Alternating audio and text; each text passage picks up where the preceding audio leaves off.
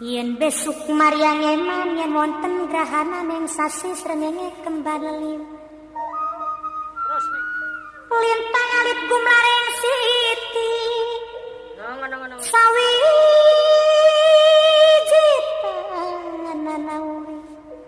Sawiji tanana urip mung isun karo sampean mati amung kang suwarga. Bismillahirrahmanirrahim. Assalamualaikum warahmatullahi ta'ala wabarakatuh.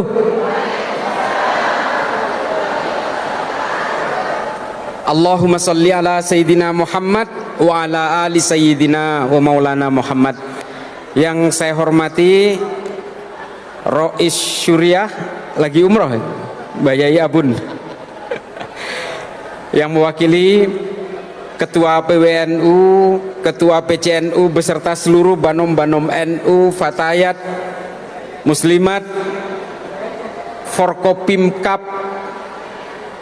Bapak-bapak dari Polri, TNI. Mohon maaf tidak bisa saya sebutkan satu persatu, saya gerak cepat saya.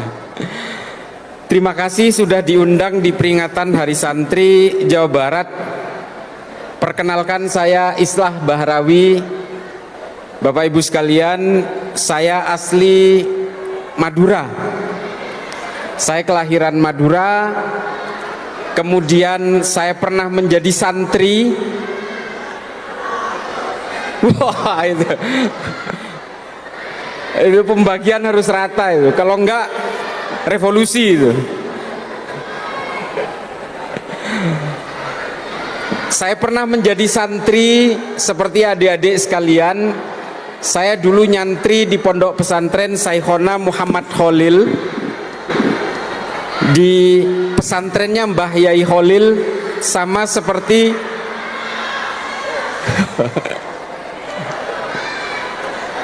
ini soal makanan harus terakomodasi, Pak. Kalau enggak bahaya ini.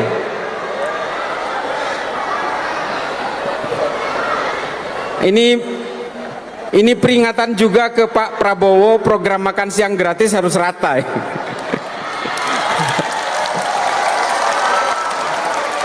Kalau sampai enggak kebagian semua bahaya ini.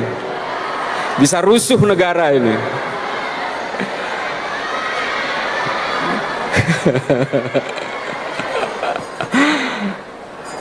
Jadi saya sempat menjadi santri, kemudian saya kuliah di Jakarta, kemudian saya sempat belajar sejarah Islam di Amerika, dan kemudian saya kembali ke Indonesia tahun 2005. Bapak Ibu sekalian, karena ini ada ibu-ibu, biar saya ngurusin ibu-ibu dulu ini. Ibu-ibu sekalian, di Islam hari ini krisis ahli fikih perempuan. Ahli fikih perempuan ini kita hampir tidak punya sama sekali. Jadi ibu-ibu ya, hari ini hukum fikih yang mengikat ibu-ibu itu semua dirembukkan oleh laki-laki, didiskusikan oleh laki-laki, diputuskan oleh laki-laki, dan dipaksa untuk dipakai oleh kalangan laki-laki. Ini tolong disadari. Jadi jangan mau ibu-ibu sekalian jadi korban buaya-buaya darat itu. Ini memang menjadi satu kewajiban kita semua, kalangan bapak-bapak dan ibu-ibu, supaya mendorong anak-anak kita yang perempuan untuk menjadi ahli fikih hukum agama dari kalangan perempuan. Supaya apa? Supaya hukum-hukum fikih di dalam Islam itu ada yang mewakili kepentingannya perempuan. Ada satu keresahan itu, agak tinggi cerita saya ini, tapi tolong dimaknai secara bijak. Ada salah satu yang menurut saya satu-satunya, seorang penghafal Quran 30 juz, dia guru besar di Columbia University di Amerika, dia seorang Libanon, namanya Profesor Dr. Azizatul Hibri. Dia adalah satu-satunya ahli fikih perempuan yang ada di dunia ini, yang menguasai tafsir Al-Quran sekaligus dia menjadi mufassir paling top di kalangan perempuan. Dia menjadi seorang akademisi dan menjadi pembicara dari seluruh universitas terkemuka di dunia yang mewakili kalangan perempuan. Jadi Bapak Ibu sekalian, mohon maaf, ada 38 yang saya tahu kitab namanya Adabul Mar'ah yang mengatur tentang adab kepada kalangan perempuan. Ini semua penulisnya laki-laki, Bu. Coba bayangkan itu. Yang menulis kitab tentang adabnya perempuan, yang nulis laki-laki semua. Ada 38, judulnya sama. Penulisnya berbeda dan semuanya perempuan. Basul Masailnya NU membahas tentang tata cara perilaku dan tata kelola perempuan. Itu yang ngebahas itu laki-laki semua. Sementara menjadi perempuan atau laki-laki, ini kan bukan kehendak kita. Ini kehendaknya Allah. Allah memberi ruang yang sama kepada perempuan dan laki-laki untuk setara. Meskipun ibu-ibu harus paham, menjadi seorang perempuan auratnya dibatasi. Tapi dalam hak sosial, hak politik, hak ekonomi, semuanya punya kesempatan yang sama. Semua manusia, laki-laki atau perempuan, dilahirkan dengan harga diri yang sama. Tolong dicatat ini. Maka Bapak Ibu sekalian, kalau punya anak perempuan, meskipun saya sendiri tidak berhasil mencetak anak saya menjadi ahli fikih perempuan, tapi sepanjang anak saya mau sekolah, saya dorong terus. Anak saya perempuan, Bu, pakai hijab sama. Sekarang sedang ngambil S2 marketing di Skotlandia. Saya dorong kemanapun dia mau, karena ilmu itu penting bagi kalangan perempuan. Kalau perempuan itu telat dalam ilmu pengetahuan, maka seterusnya akan dibodoh-bodohi oleh kalangan buaya-buaya darat ini. Buaya daratnya ke sini. Nah, ini menjadi penting, karena ini tolong dicatat juga. Ini perempuan dulu saya urusin, Bapak Ibu sekalian. Angka orang yang tidak percaya adanya Allah itu paling tinggi di Saudi, di Arab Saudi. 5 dari 300 orang Saudi mengaku tidak percaya kepada Rasulullah dan tidak percaya adanya Allah. Kok bisa? Saudi loh. Kenapa itu? Karena di Saudi ajaran Wahabi itu, dakwah An-Najdiyah itu sangat mengekang perempuan, Bu. Jangankan dalam kehidupan sehari-hari, sampai parkir pun perempuan dan laki-laki itu harus terpisah. Parkir, sekolah mereka harus dipisah, ke mall harus dipisah, mantenan harus dipisah. Sehingga akhirnya apa? Perempuan di Saudi itu memberontak. Loh, saya menjadi perempuan ini kan bukan kehendak saya, tapi kok Allah tidak adil kepada kalangan perempuan? Maka Saudi akhirnya melahirkan perempuan-perempuan yang tidak percaya kepada Islam, tidak percaya kepada tuntunan Rasulullah, dan tidak percaya dengan adanya Allah. Namanya Rana Ahmad, ada Dina Ali Sahnun, ada Rahaf Al-Kunun, ada Ajla, ada Aywa. Ini adalah orang-orang Saudi, perempuan yang akhirnya kabur dari Saudi karena tidak percaya Allah. Di Saudi itu dipenggal kepalanya. Yang menjadi korban dari fikih-fikih yang terlalu menindas kepada kalangan perempuan ini, akhirnya mereka memberontak dengan tidak percaya kepada Allah. Nah, ini penting, Bu. Kita kan punya cita-cita yang sama, Bu. Kalau pengen, kalau bisa ini satu Bandung ini berada di surga yang sama. Kalau ada kalau ada satu orang yang ateis, kan kita tidak ikhlas juga, Bu. Kita ketawa ketiwi di sorga, terus ada yang gelepar-gelepar di neraka, kan nggak enak juga ngelihatnya. Nah, kita inginnya punya cita-cita yang sama, satu keluarga besar, satu anak keturunan kita semuanya itu akan masuk sorga. Jangan sampai ada yang ateis, jangan sampai ada yang tidak percaya kepada Allah. Ini adik-adik sekalian nih, adik-adik sekalian dari santri dan siswa sekolah. Hari ini Bapak Ibu sekalian, saya mau ceritain soal ketidakpercayaan kepada Allah. Nanti saya hubungkan dengan bagaimana orang-orang NU harus menyikapi ini. kalangan Nahdien harus mengikuti pola-pola supaya Islam itu tegak kembali dalam ilmu pengetahuan. Ini penting nih. Jadi Bapak Ibu sekalian, saya kemudian punya rasa penasaran, mengapa anak muda di Arab itu lebih mudah tidak percaya adanya Allah. Saya datang ke beberapa kota di Arab untuk membuktikan apa pangkal penyebabnya. Yang pertama, ternyata buku-buku yang menganjurkan ketidakpercayaan kepada Allah di Arab itu sedang naik-naiknya. Ada satu buku yang paling laris di Arab itu, judulnya The Black Hole and the Big Bang Theory of the Making of Universes. Terjemahannya gini: lubang hitam dan ledakan besar terciptanya alam semesta. Ini ditulis oleh seorang ilmuwan dari Eropa, dari Amerika, namanya Stephen Hawking. Buku ini menceritakan begini, Bu. Alam semesta ini tercipta karena hukum fisika, namanya mekanika kuantum. Terjadi karena ledakan besar akibat daya tarik listrik positif dan negatif. Sehingga kesimpulan Stephen Hawking, Bapak-bapak sekalian, Allah itu nggak ada, Tuhan itu nggak ada, bohong itu.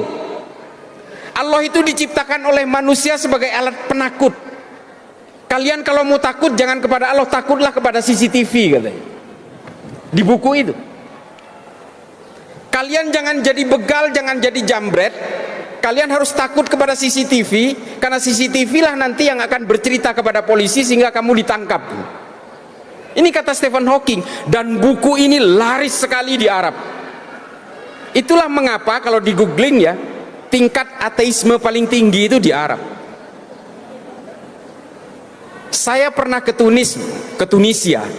Saya masuk ke toko buku, saya tanya, buku paling laris di Tunis ini apa? Toko bukunya namanya Le Librairie l'Islam, bahasa Perancis kalau orang sana. Saya tanya, apa paling laris? Ternyata paling laris itu buku yang ditulis oleh seorang ahli biologi dari Inggris, namanya Richard Dawkins. Judul bukunya itu kalau bahasa Indonesianya The God Delusion, angan-angan tentang Tuhan. Buku ini saya supaya nggak kaget kalau nemu buku ini besok-besok, adik-adik terutama ini, menceritakan bahwa Tuhannya manusia itu adalah urat saraf yang jumlahnya hampir 2 miliar di dalam tubuh manusia. Kalau manusia ini urat sarafnya kurang jumlahnya, dia lahirnya cacat. Kalau manusia normal itu dipenggal lehernya sampai putus, maka manusia itu pasti mati. Meski Tuhanmu mengatakan dia belum tentu mati, saya pastikan mati. Ini kata Richard Dawkins. Karena penghubung urat saraf antara otak dan sensor motorik adalah leher. Kalau lehernya kita tebas, maka manusia pasti mati 2000%. Ini kata Richard Dawkins. Maka Tuhannya manusia itu adalah urat saraf. Nah, ini yang dibaca oleh anak muda Arab, sehingga anak muda Arab itu nggak percaya kepada Allah, Bu. Ini kan bahaya kalau sampai diserap oleh anak-anak kita. Nah, persoalannya, kalau Tunis saja yang penduduknya hampir 100% beragama Islam, coba bayangkan ini, Bu, kalau masuk Islam itu ada acaranya, Bu, baca syahadat. Kalau masuk Katolik dibaptis. Kalau orang keluar dari Islam, keluar dari Katolik, keluar dari Kristen, nggak ada acaranya, Bu. Dia bisa keluar diam-diam tanpa orang lain tahu. Ini karena nggak ada sensus saja di Indonesia. Kalau di sensus orang ateis mungkin banyak banget. Karena apa? Karena santri, para ulama, para pemikir, cendekia dari kalangan agamawan hampir tidak berfungsi untuk melawan kelompok-kelompok orientalis yang seperti ini. Nggak ada yang melawan. Ulama Tunis, ulama Mekah, nggak ada yang ngelawan Stephen Hawking, nggak ada yang ngelawan Richard Dawkins, nggak ada yang ngelawan Daniel Dennett, nggak ada. Coba tuh, mau apa kita? Maka kemudian generasi kita bisa digerus perlahan, dan kemudian mereka tidak percaya adanya Allah, dan mereka tidak percaya adanya agama, sehingga kalau kita suruh sholat, bisa aja sholatnya pura-pura, karena di hatinya udah nggak yakin. Dan ini menimpa generasi muda di Arab. Saya nggak bisa bahasa Sunda, makanya saya nggak bisa ngelucu. Kalau bahasa Madura saya bisa. Tapi nggak apa-apa. Serius seperti ini, tapi mudah-mudahan bisa diserapi oleh kita, kalangan Nahdien yang menjadi andalan bangsa ini. Tepuk tangan untuk NU. Nah, pada suatu kesempatan, Bapak Ibu sekalian, nah ini ironis. Saya mampir ke Berlin sepulang dari Tunis. Saya datang ke toko buku, saya tanya, ini direkam ini, mudah-mudahan banyak yang nonton. Saya datang ke toko buku, ada buku Islam nggak di sini? Lalu dia bilang ada, satu. Ada yang beli nggak? Nggak ada.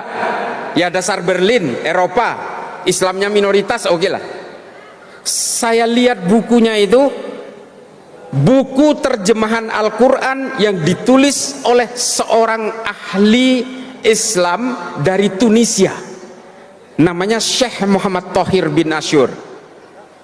Nama kitab tafsir Al-Qurannya itu At-Tahrir wa Tanwir.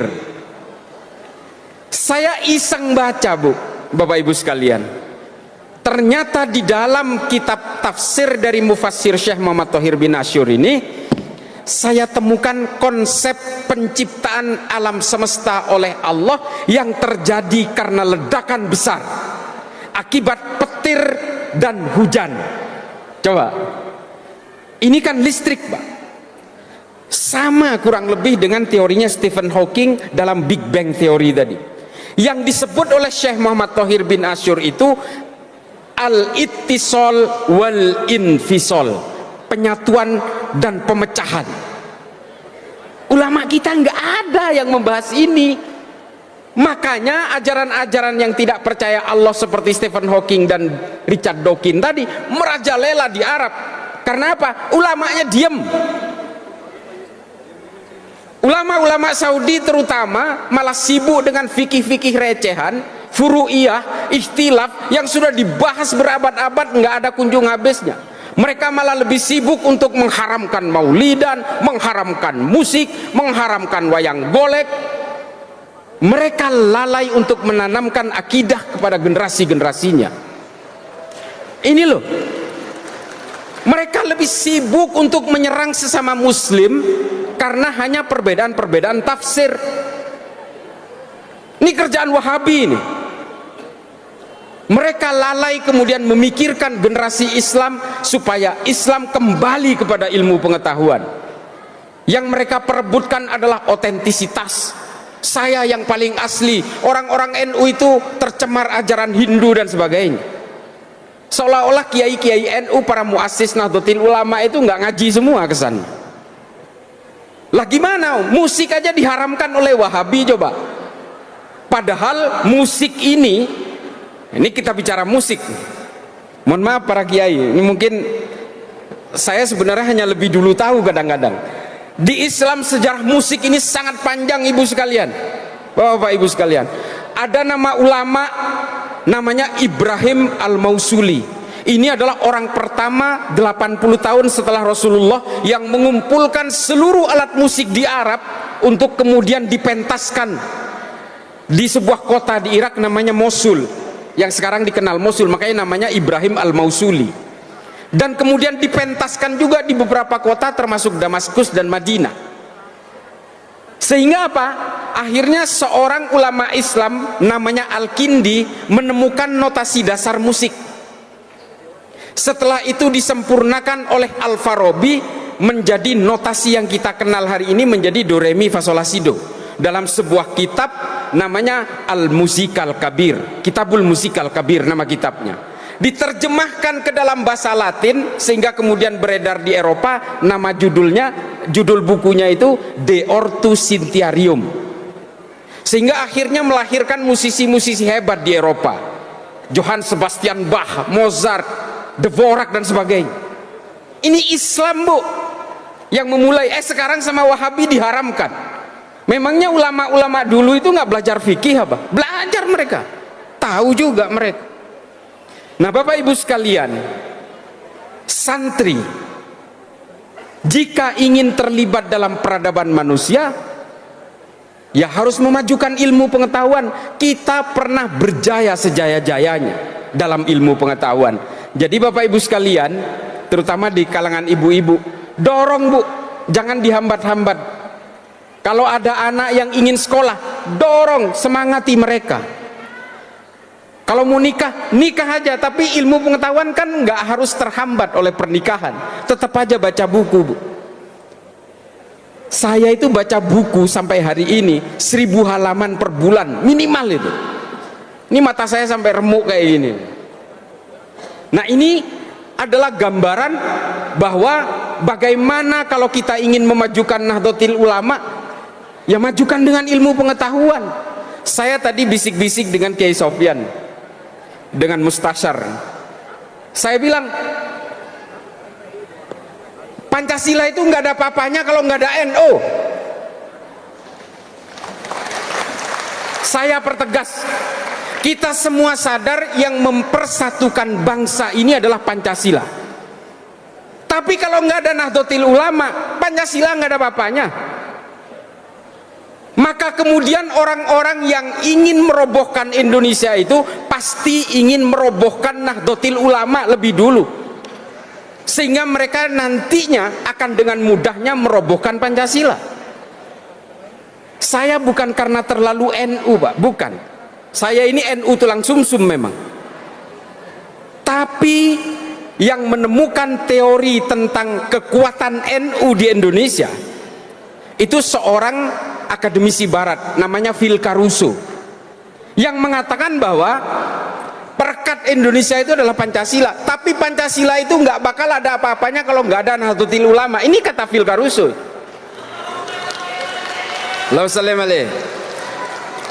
Saya nggak ngecap Pak. Kalau dulu NU itu mau memberontak ke Indonesia, bisa aja Pak. Lah sekarang nih contohnya nih, anggota Banser itu 7 juta loh, anggota Banser. Polisi kita jumlahnya, tolong dikoreksi kalau ada polisi di sini. Anggota polisi kita 482.000. Tentara kita 1.076.000. Banser 7 juta. Coba, kalau NU mau memberontak, cukup ngandalin Banser aja, meskipun nggak punya senjata, bisa itu ngerebut itu. Tapi menjadi pemberontak ini bukan DNA-nya NU. NU nggak diwariskan itu oleh para muassis Nahdlatul Ulama. NU itu diajari untuk taat kepada negara, berlindung di bawah negara dengan undang-undangnya. NU nggak pernah memberontak, meskipun zaman Soeharto kita digencet habis-habisan, pernah nggak memberontak. Muktamar NU di Cipasung dulu, Panser itu datang semua mengintimidasi Gus Dur, dibuat sosok tandingan untuk melawan Gus Dur namanya Abu Hasan. Tetap aja orang-orang NU itu nggak terpengaruh. NU itu dikasih badut ya susah ketawanya, dikasih macan ya susah takutnya. Nah, itu NU itu. Makanya NU itu kalau kata orang Jawa itu ya nggak gampang kaget lah, orang gumunan. NU dari dulu digencet-gencet Pak, dihajar oleh PKI, dibantai ulama-ulama NU dan anak-anak Ansor di Banyuwangi. Ketika ngelawan, NU disalahin. Dari dulu itu selalu dicurigai. Apakah NU pernah mau memberontak kepada Indonesia? Nggak pernah. Ini mohon maaf kalau ada yang pernah berhubungan dengan gerakan ini ya. Kartosuwiryo aja ini. Kartosuwiryo kalau tidak mendirikan NII Pak, dia jadi pahlawan. Bapak Ibu sekalian, dia penandatangan Sumpah Pemuda loh. Kartosuwiryo itu menandatangani Sumpah Pemuda, dan dia orang dekatnya Bung Karno. Tapi karena hanya kecewa karena dia tidak mendapatkan konsesi politik sesuai keinginannya, setelah merdeka dia memproklamasikan berdirinya negara Islam Indonesia di Tasikmalaya. Kecewa dikit udah jadi pemberontak. NU nggak pernah. Gus Dur saja diturunkan secara tidak konstitusional, bahkan orang NU pada nyantai Pak, diem. Apa? Karena kata Gus Dur, tidak ada jabatan yang perlu dibela mati-matian. Buat saya bangsa ini jauh lebih penting. Ini kata Gus Dur. Maka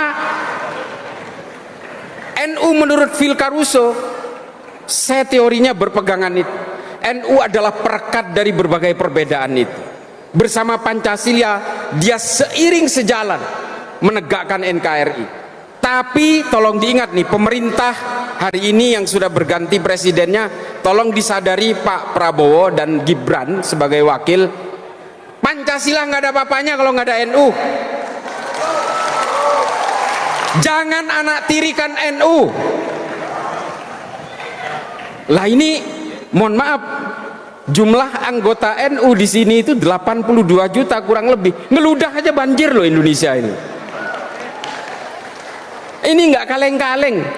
Bapak Ibu sekalian, di tengah berbagai gempuran ajaran-ajaran yang mengatakan NU ahlul bid'ah, ahlul kubur, ini orang-orang yang kufur dan tudingannya macam-macam. Mereka itu hanya ingin merobohkan Pancasila sebenarnya, makanya kita itu dipersekusi habis-habisan. Terutama orang-orang Wahabi loh. Setiap NU melakukan upaya-upaya kultural, wah dia selalu disindir. Hampir separuh bumi ini sudah saya datangi, Bu. Hampir separuh bumi ini pernah saya datangi. Mau Amerika Selatan, Australia aja yang saya nggak pernah. Selebihnya udah pernah saya datangi. Terutama negara-negara konflik. Mengapa negara-negara itu masih berkonflik hingga hari ini? Karena mereka nggak punya NU, Bu. Beneran ini. Ini contoh. Saya 2 tahun menjadi penasehat pemerintahan Somalia untuk menghalau gerakan radikal dan teror. 2 tahun. Satu negara Somalia itu pahamnya Wahabi Salafi semua. Satu negara. Satu negara itu sepakat tidak boleh ada gereja, tidak boleh ada orang Kristen, tidak boleh ada musik, tidak boleh ada rokok. Semua mengharamkan itu semua. Satu negara sepakat. Tapi setengahnya dikuasai pemerintah, setengahnya dikuasai pemberontak yang namanya Al-Shabaab. Padahal agamanya sama, alirannya sama, pahamnya sama, ijtihadnya sama, manhajnya sama, madhabnya sama. Coba bayangkan, apalagi Indonesia yang berbeda-beda. Ini mereka nggak bisa akur. Kenapa? Ya karena nggak ada Nahdlatul Ulama itu. Setiap rapat dengan pemerintah Somalia selalu saya usulkan, kalian harus membuat organisasi yang bisa menjadi perekat dari semua itu. Seperti di Indonesia yang namanya Nahdlatul Ulama, mereka nggak sanggup, ya sudah, saya berhenti. Saya makan gaji buta 2 tahun Pak Kiai. Akhirnya saya berhenti karena setiap usul saya nggak diterima oleh mereka, nggak bisa diwujudkan. Daripada saya makan gaji buta, ya sudah, saya berhenti aja. Lumayan sih gajinya, 25 juta sebulan. Tapi ya saya akhirnya berhenti. Karena usul saya untuk menciptakan sebuah bejana kebangsaan berbasis agama tidak pernah mereka bisa wujudkan. Mari bicara Sudan, bicara Nigeria, bicara Suriah, bicara Palestina, sama aja Pak. Kalau di Palestina hari ini memang menjadi korban kemanusiaan dari kebiadaban Israel, yang ada adalah wadah paramiliter seperti Hamas, Al-Qassam dan sebagainya. Itu adalah pasukan perang. Tapi lembaga yang sejenis Nahdlatul Ulama nggak ada Pak. Yang mau berdiplomasi, yang mau merajut dari segala perbedaan, itu nggak ada. Termasuk juga di Irak hari ini. Bapak Ibu sekalian, yang paling terakhir saya ingin ingatkan, Indonesia ini 17.000 pulau, ada 700 suku, ada 800 bahasa, ada 6 agama besar beserta seluruh alirannya kurang lebih sekitar 78 aliran. Coba bayangkan betapa perbedaan itu luar biasa. Tapi Indonesia hampir 100 tahun ini masih tetap menjadi negara yang utuh, negara kesatuan Republik Indonesia. Tepuk tangan untuk NKRI. Setelah tepuk tangan saya ingatkan, karena apa? Karena Pancasila yang membuat kita semua itu menjadi utuh. Pancasila tetap menjadi kuat karena apa? Karena Nahdlatul Ulama. Tepuk tangan. Kalau Indonesia ini ada di Arab, nih Arab ya, ada Bahrain, ada Kuwait, ada Oman, ada Yordan, ada Arab Saudi, ada Yaman Utara, Yaman Selatan. Coba itu, negara perintil-perintil, negara kecil-kecil, Bu. Padahal sukunya semuanya Arab, bahasanya semuanya Arab, sama. Agamanya hampir dikatakan 98% Islam semua. Tapi mereka nggak bisa menjadi satu negara. Tuh, bandingkan. Kalau Indonesia ini ada di Arab mungkin udah pecah menjadi 12 negara, Bu. Atau mungkin 20 negara. Nah, Indonesia ini harus kita syukuri. Makanya sekali lagi saya mau ingatkan pemerintahan Pak Prabowo ini. Betapa pentingnya NU untuk merajut dari semua perbedaan itu. Kita adalah orang-orang yang tidak pernah gelisah oleh perbedaan. Kita adalah orang-orang yang tidak pernah sibuk menghitung dosa orang lain. Hijrah bagi kita adalah hijrah menghapus dosa sendiri tanpa harus gelisah oleh dosa orang lain. Ini NU nih. Jangan kayak artis-artis itu merasa hijrah terus dia menerakakan orang, ya kan? Mendosa-dosakan orang yang berbeda dengan dirinya. Jangan, NU nggak gitu. NU juga tidak gelisah oleh perbedaan agama dari orang lain. Bapak Ibu sekalian, saya ingin mengingatkan kembali, kita sebagai orang Islam, karena kita meyakini kul huwallahu ahad, Allah itu hanya satu, maka kita juga harus meyakini bahwa semua manusia apapun agamanya, apapun sukunya, diciptakan oleh Tuhan yang sama. Ibu-ibu bisa mencerna ini ya. Kita nih Islam, orang yang Kristen itu kira-kira diciptakan oleh Allah yang berbeda enggak? Enggak. Tuhannya sama, Bu, karena Tuhan hanya satu. Maka kemudian takdir-takdir kelahiran yang membedakan keimanan kita, ini ditulis oleh Habib Ali Al-Jufri dalam Al-Insaniyah Qabla Tadayyun. Orang yang kemudian menjadi berbeda suku, berbeda agama karena lahirnya yang berbeda. Saya lahir di Madura dari orang tua beragama Islam, kakek buyut saya Islam, kakek buyut saya NU, orang tua saya NU, saya sendiri NU, ya maka saya menjadilah Islam yang Nahdien. Karena memang karena lahir di Madura.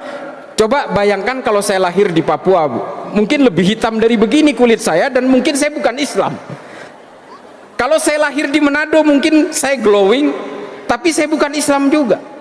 Sementara kelahiran ini semuanya adalah kehendaknya Allah. Ini kata Habib Ali Al-Jufri, bukan kata saya. Maka kemudian kata Habib Ali Al-Jufri, betapa pentingnya kita sebagai orang Islam menghargai perbedaan, menyadari bahwa orang yang berbeda adalah diciptakan oleh Tuhan yang sama.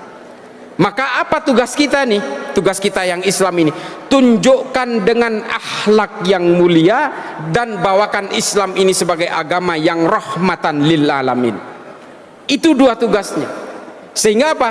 Orang beragama lain akan tertarik kepada agama kita sehingga mereka mau mempelajari keimanan-keimanan kita. Supaya apa? Membuka pintu hidayah kepada orang yang berbeda agama. Bukan dengan mencaci maki, bukan dengan menghujat, bukan dengan menyalah-nyalahkan, bukan dengan meneraka-nerakakan orang yang berbeda. Menganggap agama kita benar harus, wajib. Saya sebagai orang Islam menganggap hanya Islamlah yang paling benar. Innad dina indallahil Islam. Jelas. Tapi menganggap Islam adalah agama yang benar, agama yang kita anut yang paling benar, tidak harus menganggap agama orang lain pasti salah dan apalagi menyalah-nyalahkan. Untuk menganggap istri saya cantik, tentu saja saya tidak harus menjelek-jelekkan sampian semua. Tidak perlu. Cantik ya cantik aja buat saya. Istri saya ada tuh, bangga pasti itu. Jadi Bapak Ibu sekalian, begitulah konsep beragama berbasis kemanusiaan, al-insaniyah qabla tadayyun, humanity before religiosity. Ini penting, Bu, karena ini adalah ajaran Rasulullah. Rasulullah tidak pernah memaksa orang-orang yang belum berislam untuk tunduk kepada agama Islam. Rasulullah tidak pernah ada riwayatnya satupun di dalam kitab-kitab sejarah, At-Tabari, Imam As-Suyuti, Al-Mas'udi, Ibnu Katsir, Ibnu Athir, Ibnu Khaldun, tidak pernah menceritakan bagaimana Rasulullah memaksakan orang untuk menjadi Islam. Tidak. Rasulullah menyebarkan Islam itu dengan kedamaian, dengan kemanusiaan. Banyak kisahnya, nggak perlu saya kisah-kisahkan soal ini. Di dalam sirah nabawiyahnya Raqib As-Sirjani, ada Ibnu Ishaq, ini semua menceritakan bagaimana Rasulullah itu membawa Islam ke dalam suatu konsep perdamaian yang luar biasa. Nah, ini mudah-mudahan bisa ditiru oleh kalangan Nahdien, adik-adikku, anak-anakku semua, supaya Nahdlatul Ulama ini tetap bertumpu kepada kemanusiaan dan peradaban. Tujuannya apa? Supaya kita bisa memajukan Islam ini dengan ilmu pengetahuan, sehingga kalangan Nahdien tidak lagi terpuruk dalam peradaban manusia. Hari ini mudah-mudahan, kemarin 1 abad NU kan ada fikih peradaban. Nah, ini kalau kita pahami dari isinya semua, maka kita harus memajukan ilmu pengetahuan. Kejar ilmu itu kemanapun, baca buku.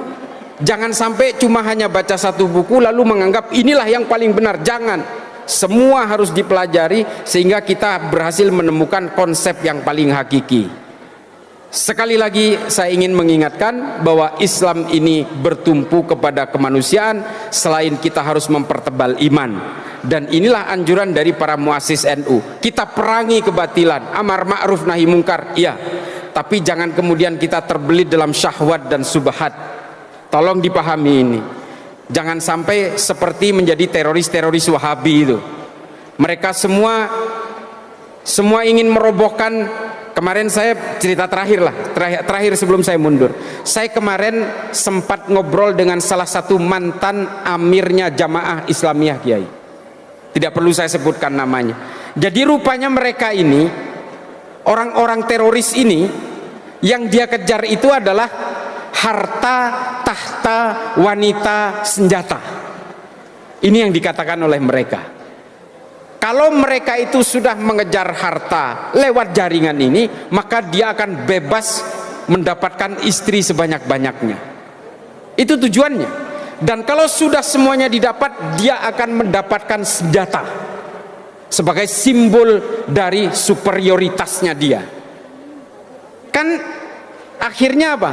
Dia membunuh orang, ngebom Polsek Astana Anyar, ngebom di Cicendo segala macam. Akhirnya apa? Dengan jubah agama dia sebenarnya hanya ingin memperkaya diri.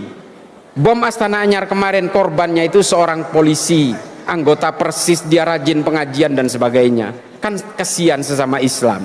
Sementara mereka itu menggunakan jubah agama.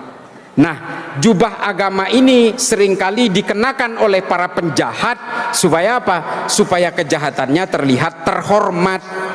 Kalau udah atas nama agama, Bu, orang itu mudah ditipu. Mudah ditipu. Jangankan soal terorisme, jangankan soal politik, tolong ingat-ingat nih. Bahkan investasi bodong atas nama agama pun sering kita menjadi korban penipuan. Arisan syariah sering menjadi korban penipuan kita-kita ini. Kampung syariah, kampung kurma, travel biro segala macam. Kalau sudah atas nama agama, kejahatan terlihat terhormat. Makanya kita beragama juga harus menggunakan rasionalitas berpikir, ad-dinul aqli. Jangan lalai dengan akal, karena agama ini juga dibangun dengan konstruksi akal yang sehat. Gitu ya, ibu-ibu sekalian, mohon maaf bapak ibu sekalian, para kiai, kurang lebihnya mudah-mudahan ini bisa bermanfaat bagi saya pribadi yang fakir ilmu, dan bisa bermanfaat bagi seluruh siapapun yang ada dalam majelis ini. Mudah-mudahan juga bermanfaat kepada kita kalangan Nahdien. Selamat Hari Santri. Kita yang mantan-mantan santri ini juga ikut bergembira. Terima kasih kepada pemerintahan sebelumnya yang telah menetapkan 22 Oktober sebagai Hari Santri. Sangat mengapresiasi sekali. A'udzubillahi minasyaitonirrajim. Bismillahirrahmanirrahim. La nufarriqu baina ahadim mir rusuli wa qalu sami'na wa ata'na ghufranaka rabbana wa ilaikal masir. Wallahul muwaffiq ila aqwamit thoriq. Wassalamu alaikum warahmatullahi taala wabarakatuh.